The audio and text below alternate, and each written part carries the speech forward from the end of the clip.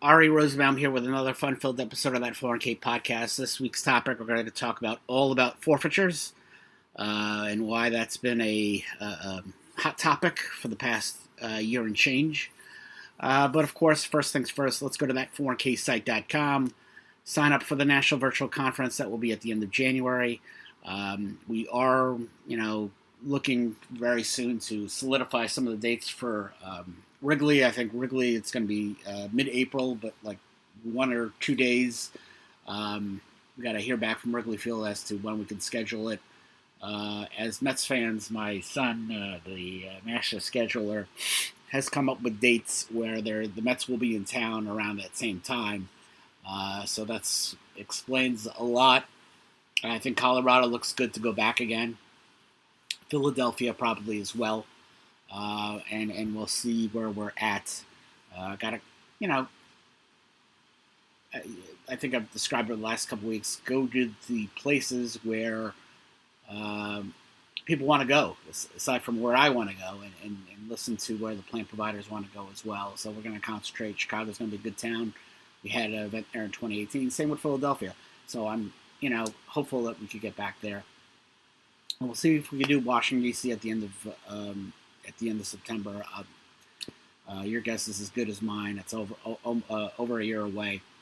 But let's get to the topic at hand. One of my favorite movies, is Donnie Brasco. I'm a big Al Pacino fan. For the longest time, Al Pacino was my favorite actor until Clint Eastwood passed him. But I remember watching that movie. I think I was at law school at the time. And it's about Lefty Ruggiero and Donnie Brasco, who Lefty does not know is an FBI agent. There's this scene where,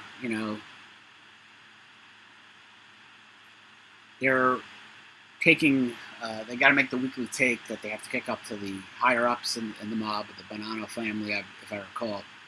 And there's this scene where they got to, they're heading down parking meters to get, pocket change just to meet the weekly take. And you know what? It reminds me of specifically about, how do I say this? It reminds me of the risky litigators, that they're always sitting in a boardroom, conjuring up ideas on how to sue plan sponsors. What legal theory are we going to do now? And about, 7-8 years ago, I had to sue a TPA who owed me like $40,000 in legal fees. And this was a TPA kept on changing his initials every single time to avoid paying the people he bought the business from and people like me. And I had to hire a collection law firm. And I remember telling him, this is how you can get my money. They have accounts with TPA, with bigger plan providers who pay them, and you could attach to it. So, of course, I get a bill back from this collection attorney, 45 minutes he spent figuring out how I can get paid. And I told him that for free. So there's always going to be attorneys trying to make a couple of shekels, and they're going to sit and, they're going to want to look to, opportunities on how to sue, on class action. They'll do whatever they can. And sometimes they're lucky and do well. And, I think a lot of attorneys, Jerry Schlichter really started the role and started the industry by suing plan sponsors for high fees and whatnot. And I think a lot of those cases have gone bye-bye thanks to fee disclosure, thanks to competitive fee landscape. So other risk attorneys, not Jerry Schlichter's firm, but other firms are looking at, where can we get plan sponsors? And that's forfeitures. And, to me, when I first heard it, I'm like, forfeitures? Why would you go over on that topic? And then you see what plan sponsors were doing with forfeitures, and you're like, maybe these risk litigators have something. Maybe there is like some, viable cause of action. So let's get to the topic at hand. What are forfeitures? A forfeiture occurs when a participant terminates employment before becoming fully vested in employer contributions. We all know that they're fully vested in deferrals. The unvested portion gets kicked back into the plan's forfeiture bucket. That money doesn't go to waste. It's supposed to be used in a limited number of ways: to pay plan expenses, to reduce employer contributions, or to restore previously forfeited accounts if its participant is rehired depending on the plan terms, or reallocate. It sounds pretty simple, but it's not. And plan sponsors get it wrong. The big ticket problems with forfeitures is, number one, they let forfeitures sit too long. I never understood it, but it was like leaving a stack of $100 bills in a drawer for years and forgetting about it. So they would, forfeitures became so large to a plan.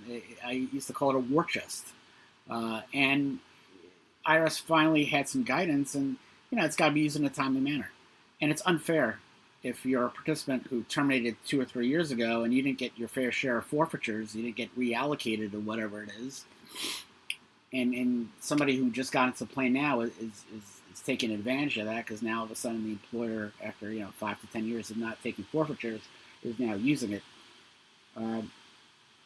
You can't wait 5 years until the amount builds up, to pay a record-keeping bill.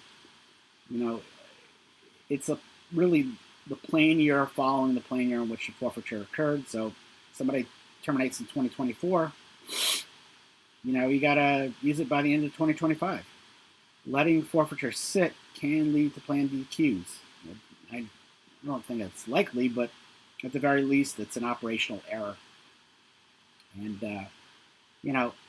this is, again, why give ERISA litigators a good idea by suing you over letting forfeitures sit too long. Next, using forfeitures inconsistently.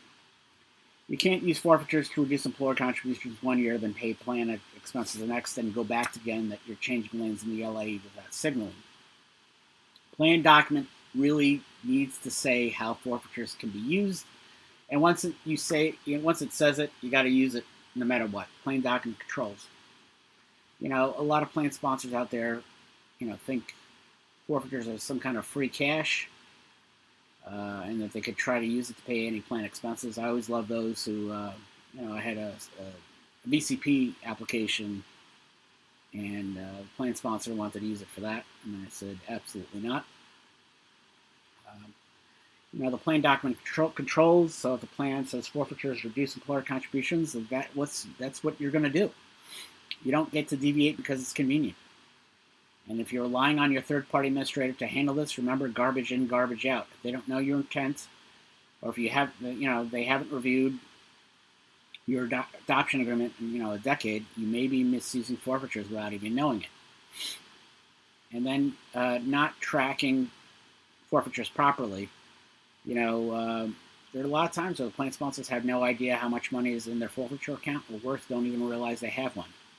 That's a big problem. So plan sponsors need to know when the forfeitures occurred, how much was forfeited, whether the participant is entitled to a restoration, and how and when the money was used.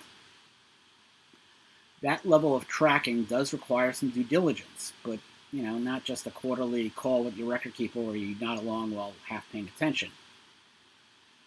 Ask the CPA and or record keeper for the forfeiture ledger. Review it, make sure it aligns with plan terms. Don't assume the plan provider has it covered. Why does it matter?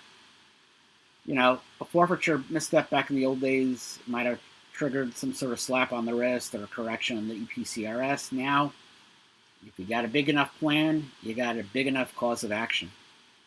And plaintiffs' attorneys have figured out that ERISA's fiduciary duty provision are wide open invitation to sue. Any deviation from plan terms, any perceived harm to participants, any technical foot fault, they will claim it as a breach of fiduciary duty. Now, these lawsuits can get thrown out, and we've seen quite a few of these forfeiture lawsuits get thrown out. But what does it all mean when you have to pay legal expenses, and or if you have fiduciary liability insurance, you still have to pay expenses if you have a deductible on legal fees? We've seen, this is no different than the rev share cases.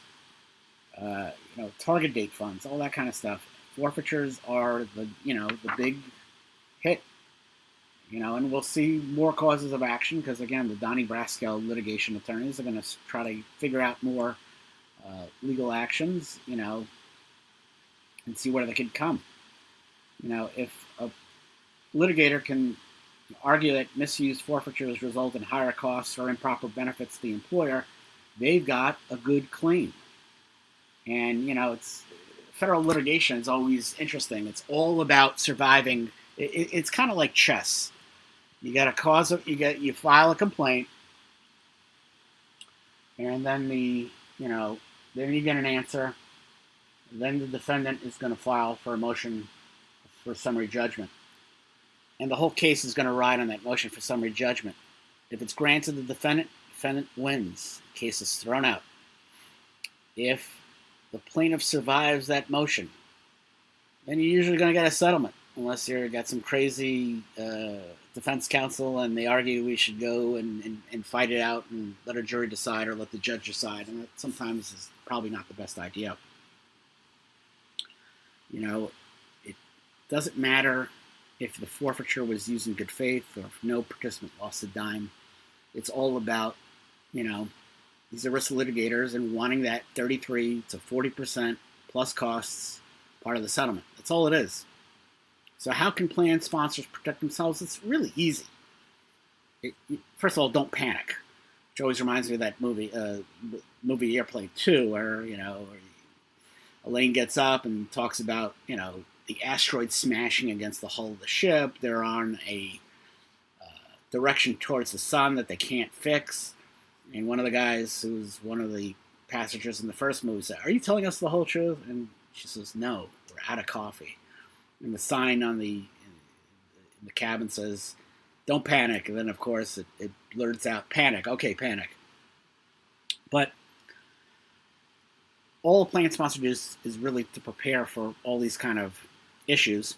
And it's, first off, you got to review the plan document. Start with the plan's language. What does it say about forfeitures? Can they be used to pay plan expenses? Can they be used to reduce contributions? When? How? Once you know what the rules are, you can figure out if you've been following them to the T, which you should be doing. If a plan sponsor is not sure, you got an ERISA attorney to call, you got a TPA to call. Don't call your cousin Vinny unless he's an attorney. Unless he's an ERISA attorney. And, establish and document the policy. You need a written forfeiture policy. It should explain when forfeiture is created, when and how they're used, who approves the use, how it's documented. Then follow that policy. Because a policy is useless if you're not going to follow it, because that shows a breach of fiduciary duty. If you put in a policy and you don't follow it. Audit annually. If you need to change your process, amend your policy and update your plan if necessary. And, of course, communicate with the TPA. Are we using the forfeitures timely? What's our current forfeiture balance? Can you show me how it was used last year? And a good TPA is always going to have the answers. Last but not least, avoid hoarding forfeitures. This isn't some kind of war chest. This isn't a rainy day fund. This isn't, using it to buy your house, a second house. Use the money as soon as administratively feasible. Otherwise, it may look like you're benefiting the employer at the expense of the participants, which is a big no-no on the ERISA. And if you see any past mistakes, make sure you realize these errors and that you fix them. Don't hide under your desk. Use the IRS correction program, self-correct, whatever. Document everything. Fix it before someone else forces you to. Don't get smashed over dimes. Forfeitures are not really exciting. They're there. They're money. They're not glamorous. But they are dangerous. They can become a weapon of mass destruction if they are any way mishandled. In today's ERISA litigation climate, nothing is too small or too obscure to become a lawsuit. You can either take it seriously now, or you can end up like Lefty and his crew smashing open parking meters for nickels and dimes because you were just too lazy and too sloppy to cover your weekly take. You should never be that plan sponsor. Review the forfeitures in the plan. Follow the plan document. Tighten your plan operations. Wake up. Get good guidance from TPAs and or risk attorneys. You can't control who files what lawsuit, but you can control whether they've got anything to stand on when they do.